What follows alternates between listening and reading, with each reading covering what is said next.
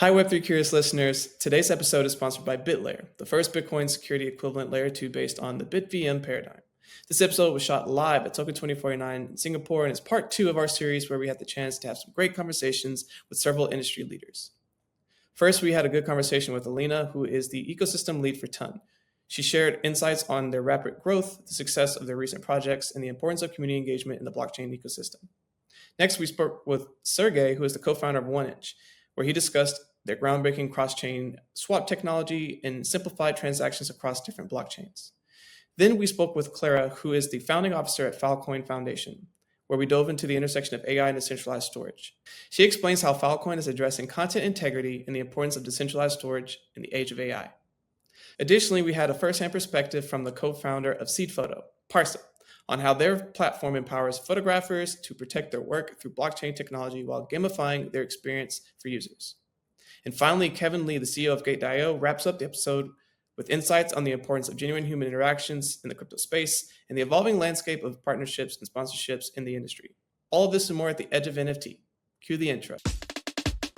Welcome to The Edge of NFT, the podcast that brings you the top 1% of Web3 today and what will stand the test of time.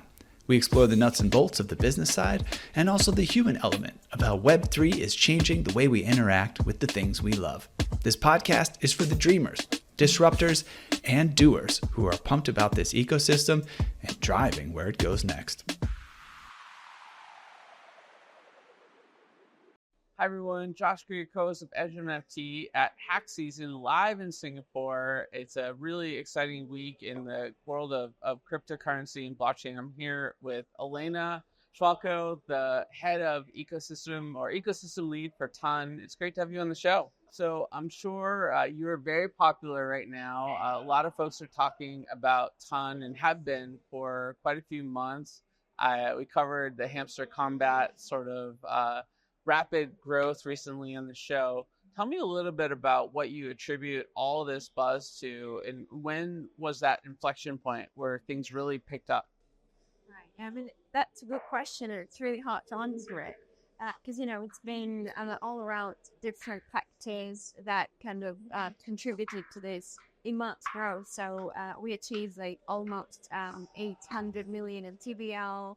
We broke the record for the number of daily active users, which was just 1.6 million a couple of days ago. So what I was saying is that, can you imagine that just in January of this year, we had the TVL of 30 mil, something like that, and then it reached 800 million. So a lot of things have happened, of course, we had the Knock1 launch, super simple game, no one ever expected anything of its kind, right? So 35 million people were eligible for the airdrop. Now they have 2.5 million on-chain holders. We have the largest mint coin in the entire Web3 ecosystem, which is dogs now, 4.5 million. And we are actually waiting for more than 200 million people to claim Hubster's airdrop. Yeah, including myself. Okay, that's cool. I think I'm at the second to highest level, actually. How are you? Yeah, it's a good thing to do when you're late at night and you want to get your brain off work, right? I mean, I wish I had played as well. I just didn't have enough time. I get it. I'm embarrassed of myself with how addictive that game got for me. No, actually, it is indeed addictive. I mean, I used to play for a couple of weeks, I start testing the gameplay anyway because I need to understand what the product is about. And it was indeed very engaging. And this is exactly something that Hamster introduced to the market, right? So they made one step further compared to Knock1, because Knock1 was just about clicking and completing tasks, and Hamster is already something more in-depth, more entertaining. And then we have more and more products of this type, like Tap to Earns, but with something more advanced. And it's exactly how we are progressing within the vertical. So Tap to Earn is not just about clicking, right? It's all about social mechanics. It's all about understanding how exactly to engage people and how to bring them, let's say, in droves, not individuals, right? But rather groups, to organize different competitions and to engage them in mass. So as you're sort of looking at your role in terms of Ton's evolution, what are you doing to sort of support projects that are coming to you? And what are the types of projects you're actually looking for that sort of you think will support the next evolution of Ton's ecosystem? Yeah, so starting with the first one, we are actually doing a lot of things, and I hope it's kind of visible from the side of projects as well, because it's all been about hard work. So we have a major incentive program right now, which is called the Open League, within which we are incentivizing both users through airdrops and, for example, LP boosts and dexes, as well as projects themselves. So we have kind of open competition for products of different verticals, including DeFi, applications of different types, and NFTs. And so if you, for example, go to the website of the Open League, you'll see those leaderboards that are updated in real time, where you can see in a very transparent way all the metrics of all key projects in the ecosystem. And going back to your very first question about the growth, so now we have, we started with around 30 projects in the beta season in March of this year, and now we have more than 130 or even 40. So it's been also about the growth of projects themselves, of good apps, because also those are apps that are validated and that already have quite a substantial audience. So we are incentivizing projects in this way so that these leaderboards, they've become a very important tool for them, like a reputational tool. When they talk to investors, when they talk to exchanges, they can very openly and transparently show, this is our traction, this is how we are positioned compared to other projects in the ecosystem. And then we're definitely giving out a lot of prizes. We are helping them with listings on exchanges, with marketing. We have a grants program. A lot of things, really. So it's been all about growth around games, right? Because we can see that this vertical is really strong in the ecosystem. Yeah. And those guys, they don't really need our support.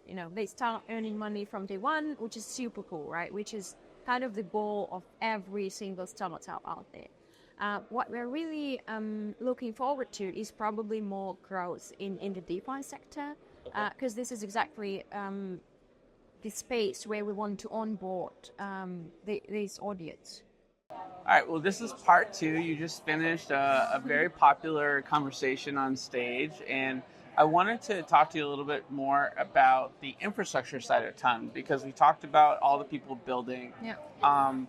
That's a lot of people building on the foundational infrastructure. How have you found the infrastructure working to handle is it scalable to handle all this building, and what sort of advancement and innovation is happening on the infrastructure side? Yeah, I'm probably, to be honest, not the best person to speak about infra and the tech stack in general, but I'm going to be very, high perspective.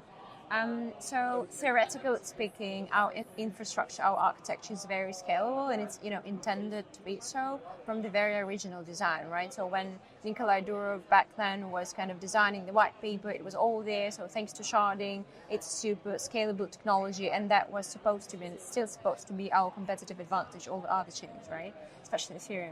Of course, I understand what you're hinting at, right? We did face some downtime of the chain throughout the year, but guys, we need to understand that millions, hundreds of millions of people, hundreds of millions of people will be trying to claim the airdrop in just 1 week.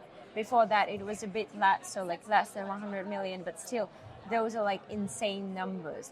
This is history that we're making in the ecosystem. So of course, we did face some problems, which was kind of, obvious. Good, and kind good of new expected. tests. We've seen what happened with X Spaces with some of their record-breaking spaces, and you guys, the volume here is astronomically higher than that, right?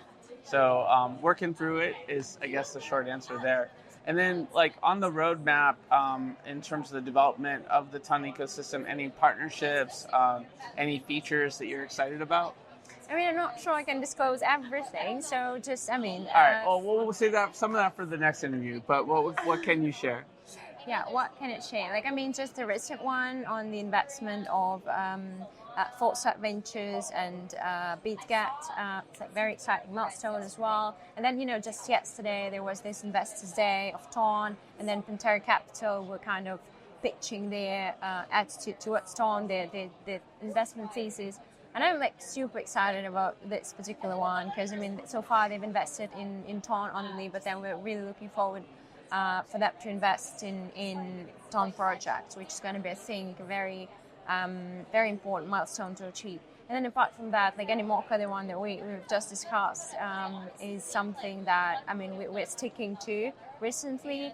Very important partner for us in different fields, not only in gaming, as the majority of people may think.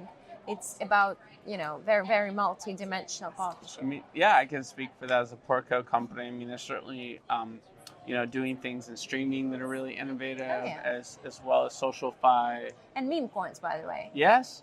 I mean, they have invested in a base meme coin platform, and it sounds like maybe there's something going on there with Ton as well. Probably something's cooking for Ton as well, exactly. I think they're all about sort of the full exploration of the potential of blockchain and doing it sort of in the best way possible, right? Like that's what they're all about. From different angles, exactly, yeah. Well, very cool. What should folks do if they want to get more involved in Ton? Where do you like to send people first? I'll send you the link. I prepared a very cool document, guys. I think it's the best document you've ever seen. You'll find all the relevant links, all the relevant forms where you can apply for different types of support. So just very briefly, we provide like marketing support. We have a grants program. We have our accelerator, which is now an independent entity operating on their own. We have also like an ecosystem VC, also an independent entity, very actively investing in Ton projects right now. So they've just raised like a lot of capital to be allocated into Ton projects in the upcoming years. We have different incentive programs, the Open League that I mentioned already. We help with BD, we help with like everything. We're trying to do our best. Unfortunately, our resources are limited, especially time and energy. But really trying to do at least my best from a personal perspective. Right. I can tell. And you have big shoes to fill with so much demand to work with Ton. It's an exciting time for you guys. And really appreciate your time chatting with me today. And we'll share all those links with our community so that they can get what they need and maybe save you a few cycles of your day. Thank you so much. Thanks for that. Thank you very much. Cheers. Hi everyone, Josh Krieger, co-host of Edge of NFT, live at Hack Season. We're in Singapore, it's bustling. I'm really honored to be here with Sergey Kunz, the co-founder of 1inch. It's great to have you on the show. Hi, thank you very much. I don't think we've ever had you guys on the show, so bucket list item checked. And I think having this conversation at this moment in the industry is such an opportune time. I know you guys had a big announcement yesterday. Why don't we cover those details first, since we are on the edge of NFT? We like to cover the edge. Sure, yes. Maybe you are familiar with the problem that you want to move from one blockchain to another blockchain, or maybe even to L2 or back. Yeah, and it's always a pain. You have, of course, the bridge aggregators, but it also takes sometimes I a never very have long the time, time, and then I miss opportunities. Yes, the thing is, they get hacked very often. The bridges, also the bridge aggregators, what we have seen also recently in the last time. And we came to the idea, we have already great technology, our intent-based swap, where you just sign an off-chain order and the settlement is done through a professional market maker and US user. You don't face any risks in terms of front-running attacks, what you get normally when you do the transaction by yourself. We thought, why we don't combine our intent-based swap with atomic swaps, put it together and offer seamless experience for cross-chain swaps. It's actually what you get now when you go to app.1inch.io. In settings, you need to enable it because we are testing. It's stable, but anyway. And after you enable it, you can really easily swap from Polygon, for example, to Binance Smart Chain or TUL2. And it works with any-to-any with good prices, because we let our market makers compete with each other, and we don't need any bridges, any cross-chain messaging protocols. It just works with the normal atomic cross-chain approach. This is based on escrows. It was mentioned back in 2012 by a guy on Bitcoin Talk. It's highly simple and offers a seamless experience than at 1inch now. I mean, that's pretty revolutionary. So does this include like Bitcoin and Solana and Ton and these? It's coming. Right now we have EVM support for like Polygon, Binance Smart Chain, Ethereum, Base, Arbitrum, Avalanche as well, Gnosis as well. So we are working on Bitcoin, also on Solana, and for sure Ton will come as well. Cool. So how long did this initiative take to build, and what's been the response of the community so far? So we had already last December, last year, the smart contracts ready with security audits. It took a little bit long on the backend side, on the application side. and in general, we were waiting for nice events such we face here in Singapore. So I think it's really right time. So because the current narrative I see here is intent-based protocols and cross-chain. We're at a really interesting time as well in terms of the market. I think people expected a little bit more at this moment in the cycle. I was hoping for more. And yet we have one of the biggest blockchain communities in history gathering here in Singapore. Are you optimistic about what will play out the next few months? And what do you see as the dominant trends? At one point, it was going to be about gaming, and then DeFi. And I know the Bitcoin ecosystem is growing. You're seeing the movement of liquidity every day. So what's your perspective on what to expect in the next few months and the dominant trends? I think we will see more products building into cross-chain and intent-based field. In terms of gaming, there are some good games coming with NFT, and it's also tradable. Do you ever play games? Do you ever have time to dabble? I played a little bit. It's called Illunium, I guess, right? Yeah. Feels cool. Also really nice that you can improve the skills of your monster you have. Yeah, you know? Beautiful graphics. Yes. Also as well, and we have swaps, so you can exchange. It feels okay. Kind of. It's not super ready for mass adoption from our point of view because we need to learn how to scale and to provide better user experience in general. Not just games, also like swaps and in general. Also in terms of if you look on liquidity pools of Uniswap, when we provide now liquidity, you get sandwiched. So I face this problem as well. That's why we are pushing the intent-based architecture forward, so the user is protected by design and don't need to somehow find a solution for this. So one last question. I know you have to run and you have a talk here. I remember when 1inch launched, hearing about it, you guys kind of came out of nowhere and picked up a lot of traffic quickly. There's so many more DEXs in the space, and I see that you guys keep innovating. Did you anticipate 1inch would be at this point it is now in terms of size and growth? And what do you think 1inch is going to do to ensure that you guys stay competitive and innovative in a world where DEXs are being created every day? So honestly, it from our feeling, it escalated quickly. Yeah. So we didn't expect this grow. Nowadays we are 150 people. Back in 2019, we were just 2.5 men. I and Anton and one advisor who supported us, Michael. So we were keeping always the whole time delivering. We were trying to solve the problems what we had ourselves, and the cross-chain solution, the cross-chain swap solution, for example, is also actually a solution for ourselves because I have the problem. I need to transfer from Gnosis some USDC because I get paid from Realty. It's my real estate token investments. It was really a pain, and I thought it could be maybe better user experience. And now the community feedback is really huge. Everyone likes it. It's simple. In terms of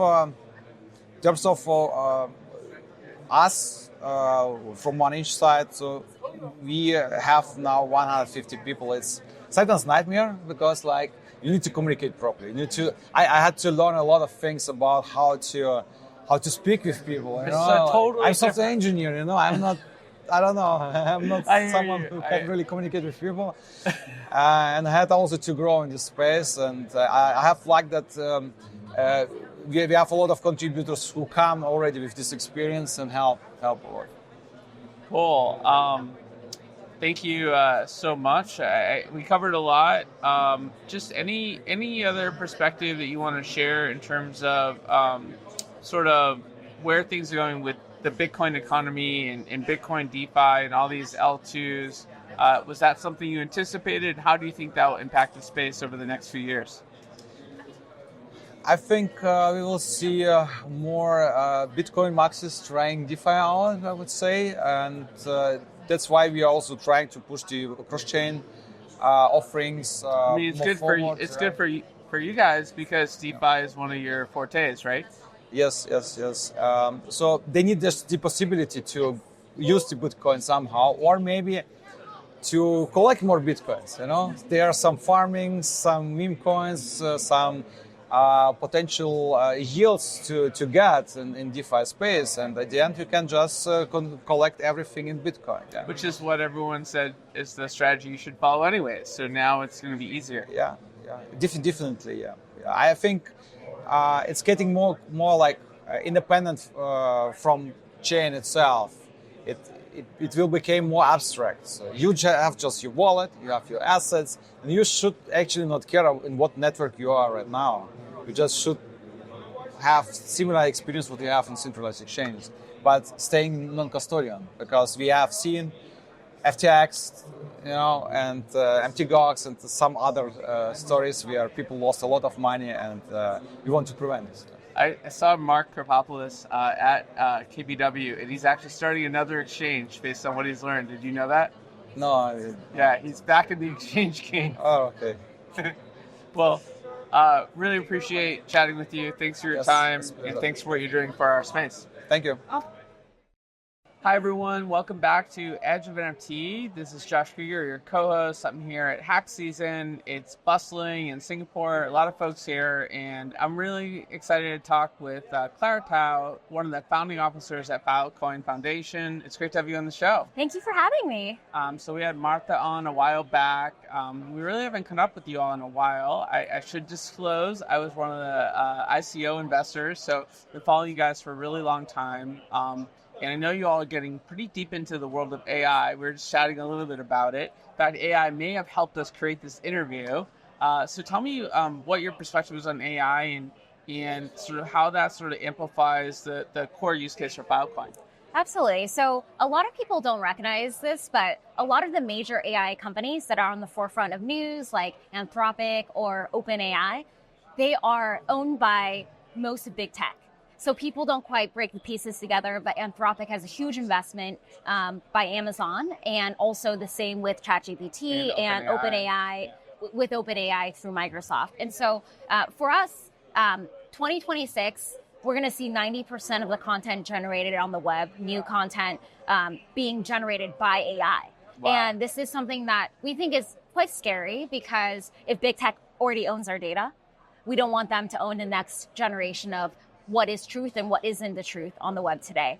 And so at Filecoin, we have the largest decentralized storage network out there. We have independent storage providers. I was just with some of them 10 minutes away from here, who have been running huge data centers, storing over 5 exabytes of available storage.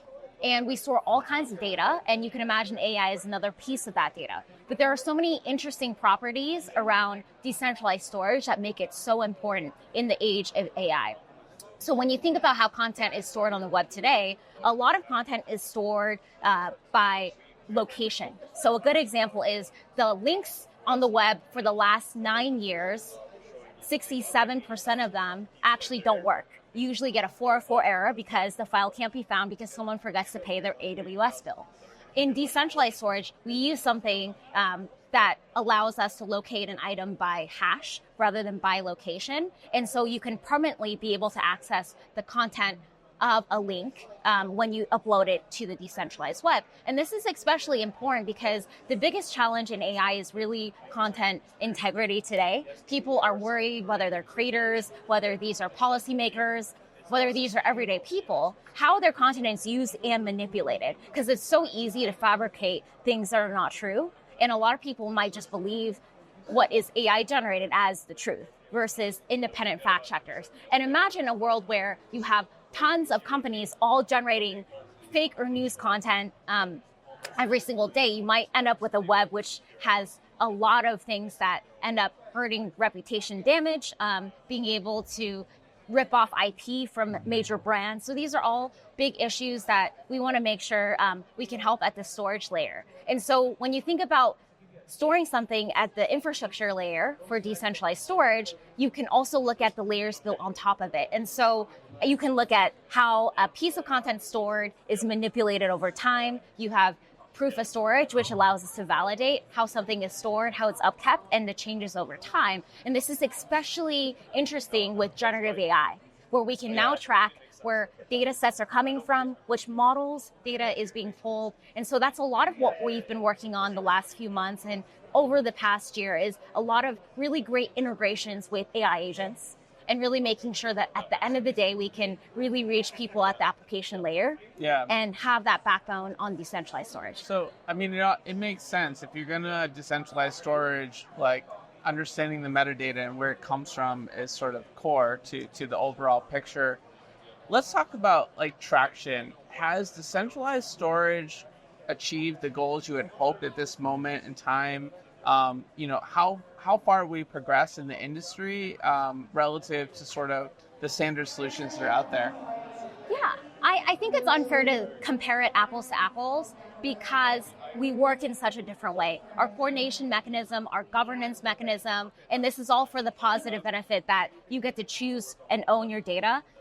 It's different. It's like comparing Marriott with an Airbnb, right? Yeah. They're just very different models where you can't say what's a better hotel brand, Airbnb or Marriott. But what's one interest is eventually Airbnb attracted a pretty broad array of customer segments that originally might have thought that was a crazy idea, right? Yeah, no, absolutely. And you're absolutely right. And so my point here is I want to make sure everyone flips the switch in the way they think about comparisons. Yeah. But I'm very, very optimistic about decentralized storage because we're actually also seeing enterprises really get excited about decentralized storage.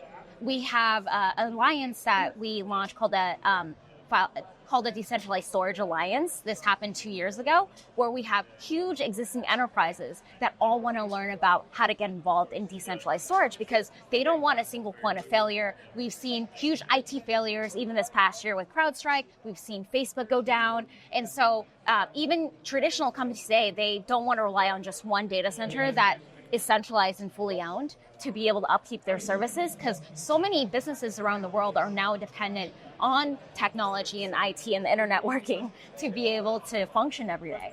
Yeah, no, really appreciate those points. I guess another part of the conversation where your broad perspective would be appreciated is this idea of censorship versus independence of data. How do you sort of reconcile sort of privacy with sort of what people are storing, through a decentralized web, and it may not be for the right reasons for nefarious uses?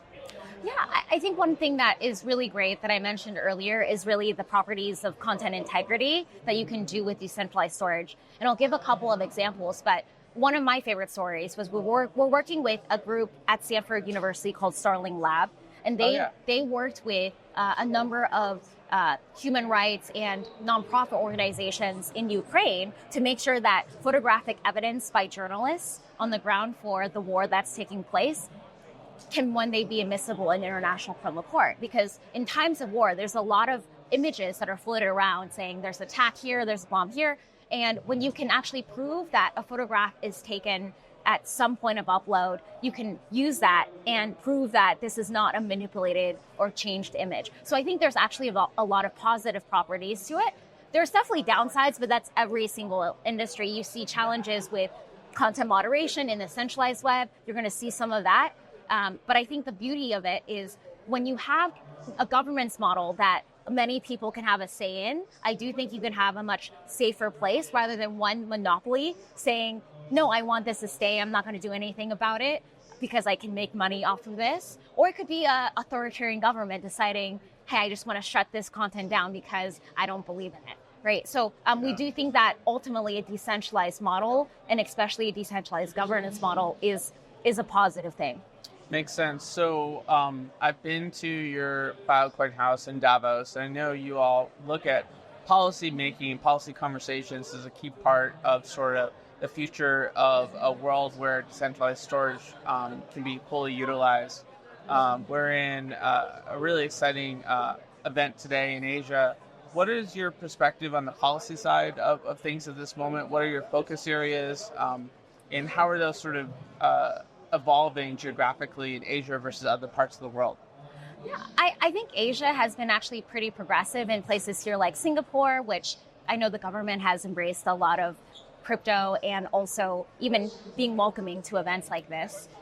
We were just in Hong Kong where consensus is taking place in Hong Kong next year. There's a lot of excitement from local authorities there to get involved. We also have a very large community here in the APAC region.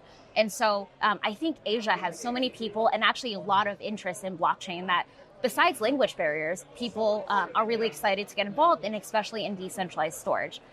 I think for me, I've worked in and out of many different roles, from enterprise to startups to US government.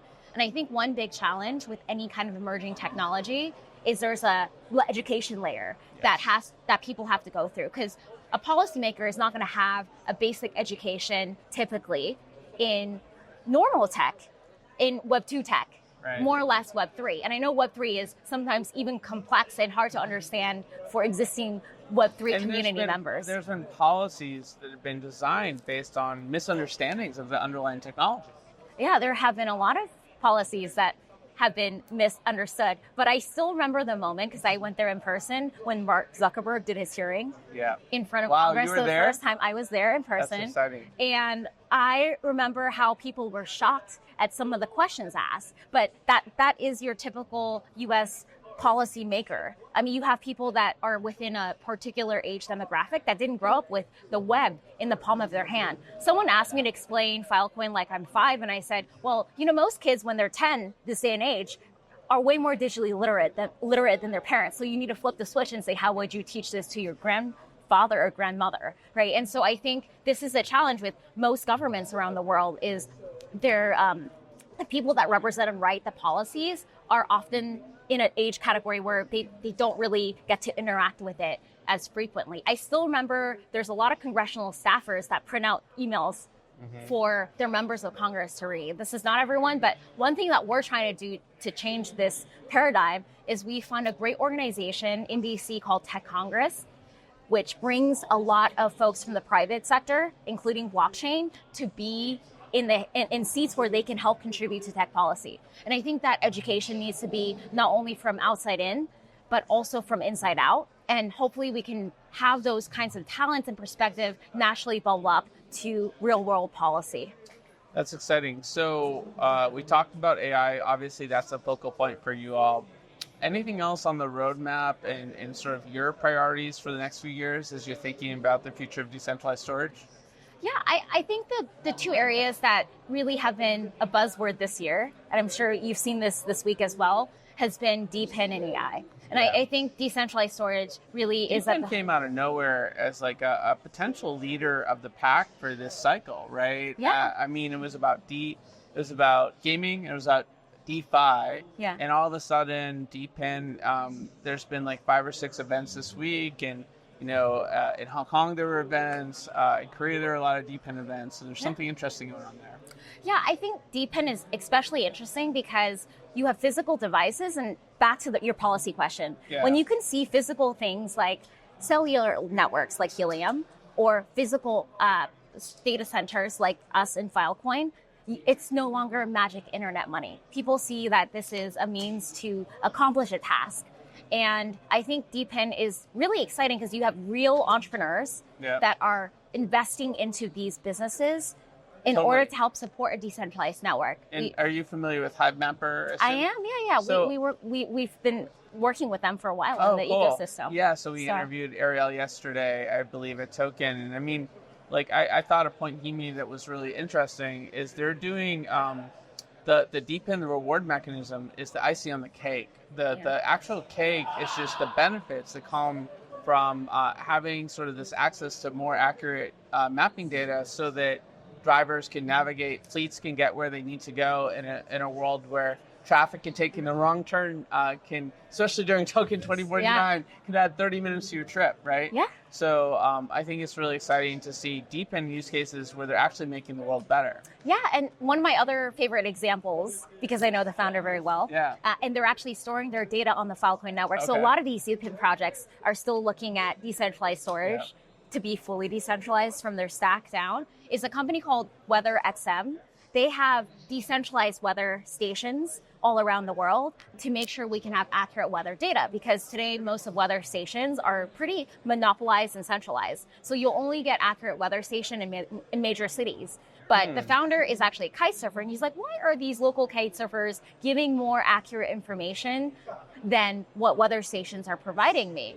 And so he's wanted to do this idea for the last 13 years, but every VC will slam his door back in 2011 or 2010 because crowdfunding weather stations sounds like an insane idea. Yeah, but if you can, that's great. But if you can flip the switch on the incentive mechanism to say, okay, well, everyone hosting the weather station now is almost part of the investment of contributing to the network, and they get paid. All these people with his weather stations. I have one in Miami. So I'm not a user. I don't ever check the weather, but my girlfriend will love this product because she wants to know, like, is it actually going to rain or not? Yeah. Like, that is one of her fundamental existential questions, right? Yeah, exactly. And also, the better weather data that you can have your station contribute, the more you'll get compensated. So people actually can build out their own weather station in a more accurate way, depending on location.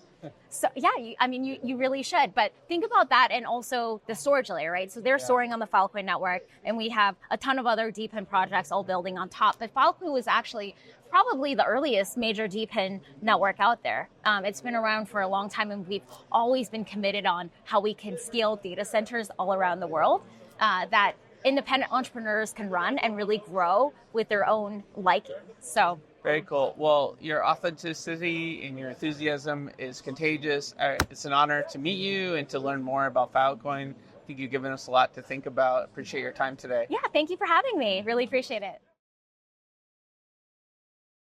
Hey everyone, Richard Carthon here with the Edge of NFT, and we are live here at Token2049, and I have the pleasure of sitting here with Barca, who is with Seed Photo NFT and working on a lot of really cool and amazing things. I was able to get a really amazing demo of how the product works, and I was like, yo, I need to have a conversation with you. So would love to learn just more first about your background, and then of course you could tell us more about what's going on with Seed Photo. And I'm co-founder of Multiple Platform, which is like a sister brother company together, Seed.Photo, Avars.Photo. And recently we released the Cash Click application, which is the bot in Telegram for our community to play, learn, and earn there. And if I'm going to give you a little bit background about myself, I'm in IT industry for more than like 23 years so far. I did play roles in a different format, like as a network engineer, programmer, designer, product designer, and now like a serial entrepreneur in different companies working. And we believe that blockchain is going to solve lots of issues in the world.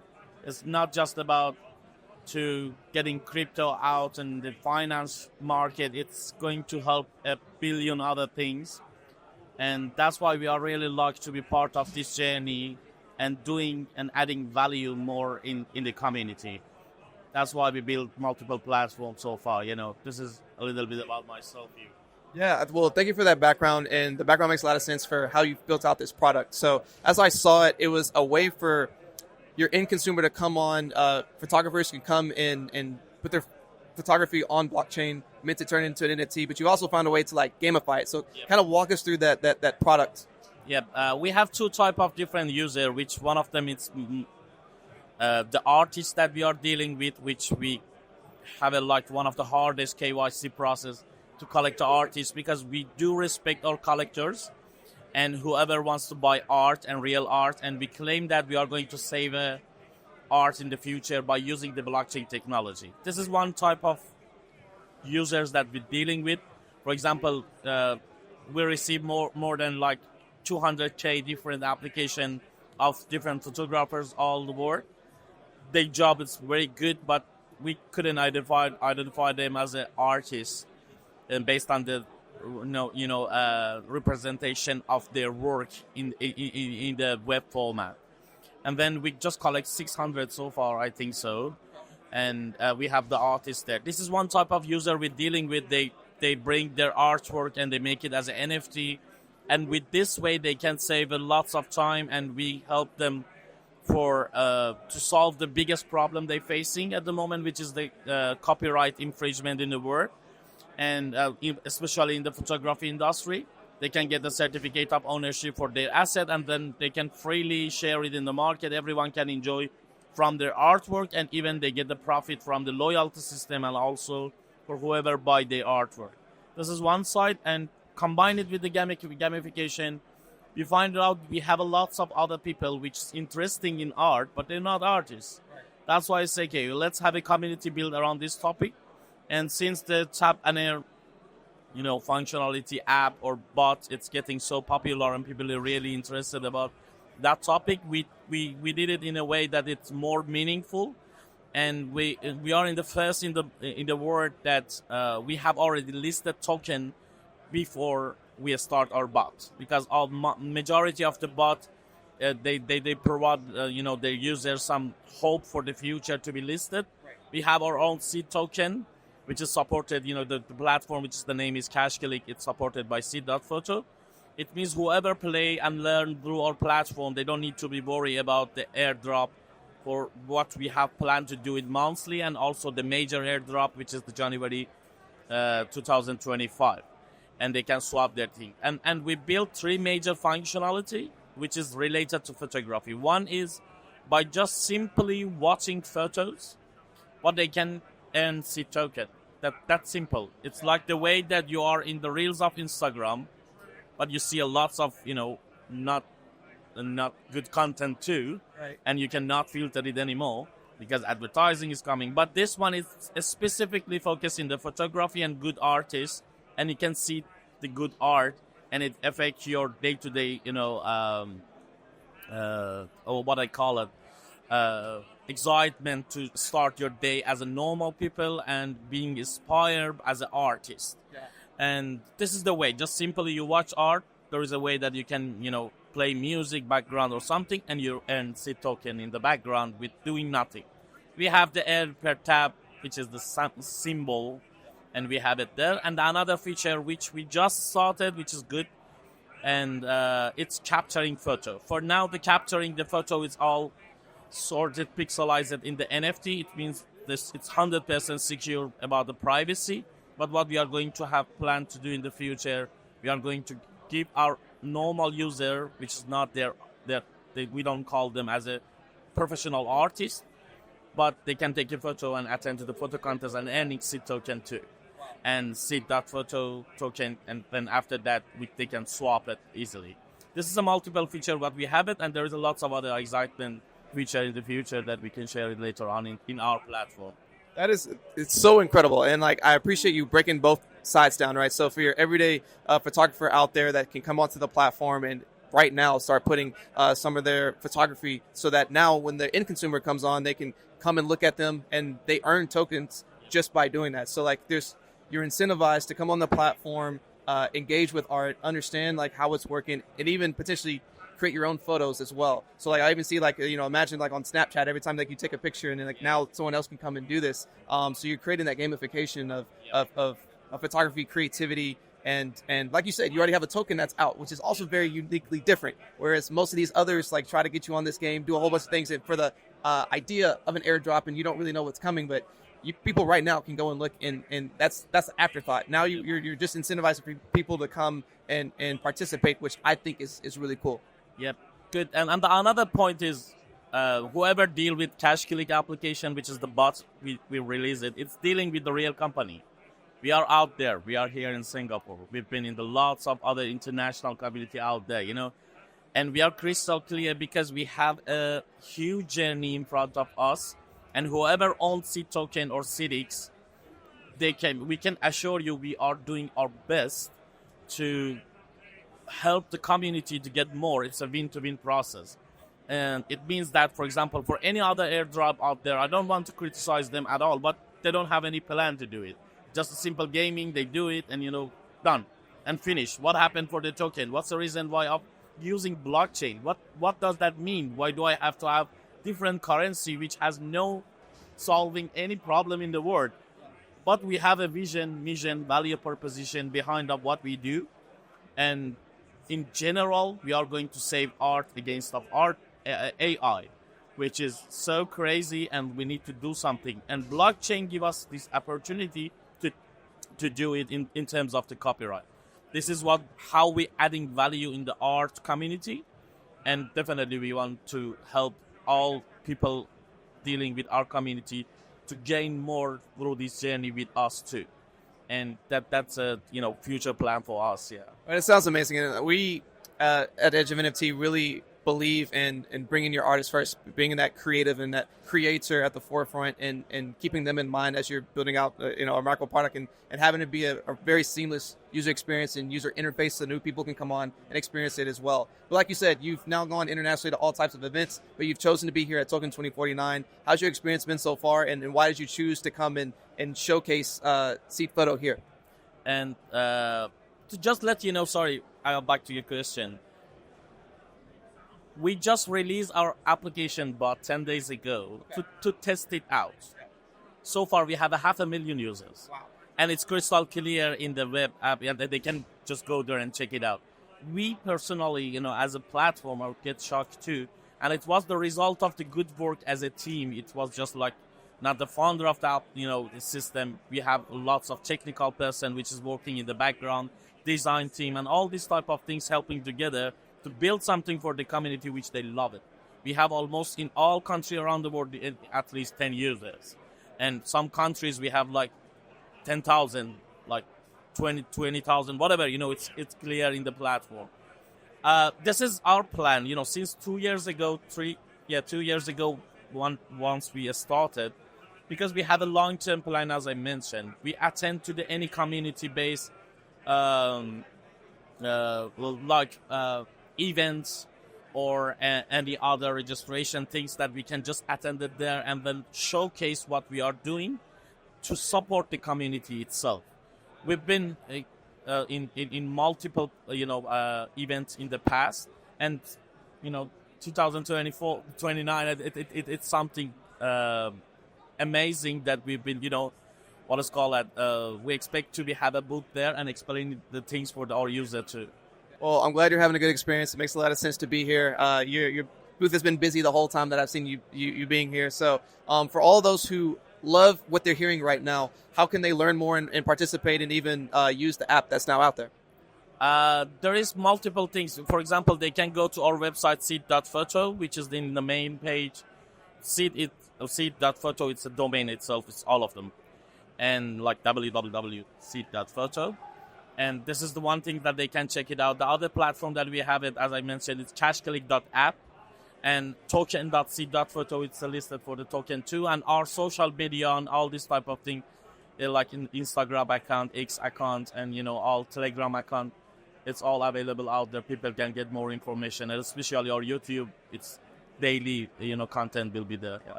Yeah, absolutely. Well, everyone, make sure you go do that, and thank you so much for your time. Hi everyone, Josh Krieger here, co-host of Edge of NFT. I am live in Singapore at Hack Season with Kevin Lee, the CEO of Gate Hong Kong. It's great to have you on the show. Thank you. Great to be here. So you just finished your keynote to a packed house. What were you talking about? I was talking about a concept that I just made up. It's called being at the top 10% is more important than having a 10x. So so basically it's around the concept of someone, Theodore Sturgeon's, have the Sturgeon's law saying 90% of everything is crap. So it's important to stay at the top 10% because like how every single industry will evolve in the same way where whoever is not being competitive will eventually fade out. So being a 10x, 100x is good to have, but being at top 10% in long term is more important. Yeah, that makes sense. I mean, I think it's very much like about the principles of Dale Carnegie. It's like surround yourself with good people, good partners, good ecosystems, good things will come, right? Exactly that, yes. Yeah, that makes a lot of sense. So in respect to sort of what you're seeing across Gate, tell me a little bit about like the areas that are growing and sort of where you think folks should pay some attention to what sectors of the market. Yeah, so obviously I also mentioned on the stage as well, is like Gate at this very cycle, I think is more important than ever to have more genuine human interactions. I mean, it's so easy these days just to have interaction online virtually on Twitter and on Discord. But I think crypto as a whole, we need more events like this, like today, and like Token2049. So that's what it happens, that we are like ramping up our sponsorship and the partnership with different events organizer, and also we recently have a partnership with Inter Milan Football Club as well. So just another way to go out to our users, go out to our communities. Have a face to the brand. Yeah, that's exactly that. Yeah.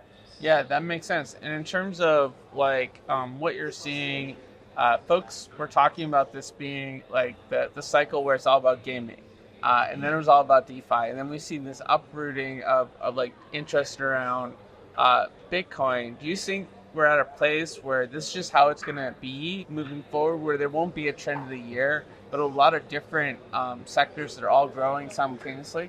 Yeah, well, I don't have the crystal balls, right? But like I myself is a gamer, big gamer. So like I would definitely want to see gaming as a whole, not only in Web3, but like gaming as a more like a mature industrialized like industry that we see, not about like just keep playing computer games, right? So I think that would be cool. But at the same time, obviously from where I'm from in Hong Kong, a lot of talks about like regulations and how we get institutions and traditional financial markets to integrate with our market as well. So like that may be another interesting point that may happen in next year. I don't know for sure, but we'll see. Yeah, what is going on with the Asia market that folks that aren't sort of as tuned in should be aware of? Yeah, well, so what happened is obviously we see a lot of happenings and things about to happen in the West, especially in the US. But whatever like things or plans, strategies happening in US, I'm sure like Asia will have like a counter strategies coming up just to make sure we stay competitive in the landscape, right? So I think Hong Kong that's definitely looking into that direction as well. We will, in a way, having more comprehensive legislations, not only on exchange and trading, but also OTC trading and stable coins as well. So we will have some like really like holistic frameworks for regulations in Hong Kong. That's exciting. So Edge of company is backed by Animoca Brands. I was just in Hong Kong for all the BTC events a few months ago. It was my first time. I had a great time, great people, great culture, great food. These are the keys to life for me. And, nature, like you have a lot going on. Yeah. It made me feel like at home, which is not, I travel to a lot of places. I don't feel that way normally. So I can see how, if the regulations are set into place, they're right. This could be a really burgeoning place for the future of the blockchain industry. Yeah, you're right. I mean, that's, I think it's very different in any other jurisdictions as well. I'm born and raised in Hong Kong, so I'm very biased. Hong Kong, in a way that we have holistic support from the government and different regulators, and also, as you said, it's a great place. Like historically, it's a hub for financial market as well, at the right time zone and at the right geolocations where people is like so easy to travel in and travel out. So we have all the potential. So we'll see how the industry is doing. And really cool speakeasies. We went to a place called Iron Fairies. There we go. Yes, yeah, that's classic. Yeah, I'd never been anywhere like this. Really cool spot. So you definitely find a home in LA, and it would be super popular. Yeah, people's always like in Hong Kong also talking about the issues about like we're having not the same nightlife like we used to have before COVID, but also we have all this like crypto events coming into town in October, and also next year Consensus is coming to Hong Kong in February as well. So yeah, that may bring a new life to the night scenes in Hong Kong. It's going to be a little harder to get in some of these places than maybe it was in the past. Speaking more specifically about the future of Gate, I know you talked about more events, more online, more face-to-face presence. Are there any features you're working on that you can speak to at this point in terms of the platform itself and what's coming up? Well, yeah, there's a lot of moving parts happening. So like I there's a lot of things I cannot say at this very moment, but like we do have new products coming out, but like as more like generally speaking, I think we are looking into more jurisdictions where like regulations and licensing that they actually make sense and are applicable, we'll be looking into those jurisdictions as well and make sure we compliant and also we'll get the license. Great. Well, I really appreciate you taking some time to speak with me right after your keynote. I'm sure you're ready for a break and a nice lunch, but where can folks go to learn more about you? Are you on X? And, how can they sort of learn more about Gate? Yeah, I'm historically I'm a banker, so like X, I'm on X, but like I can't be like having like 24 hours on X. I'm more focusing on LinkedIn. People's like me writing on LinkedIn. I personally like writing a lot of things, not only on crypto, but like just general what's happening. Yeah, I'm a fan of like LinkedIn, and it feels like a more relaxed place where you can, someone posts and you can go check it like 2 or 3 days, not like in the moment, right? Yeah, exactly that. So like I tend to write a little bit longer in LinkedIn. Like we get a pretty good viewership. So we'll see. All right. Well, thanks for hanging out. Thank you again. The views and opinions expressed on Edge of NFT reflect solely those views and opinions of the show hosts and its guests. Please make sure to do your own research. Our show is not financial advice. You understand that you are using any and all information available on or through this podcast at your own risk. Whenever making financial decisions, we recommend doing your own research and talking to your accountant for financial advice. From time to time, we may feature sponsored content on the show for which we receive value, and we may share links for which we receive a commission if you make a purchase through one of those links. Refer to our website, www.edgeofnft.com, for our full disclaimer, terms and conditions, and privacy policy.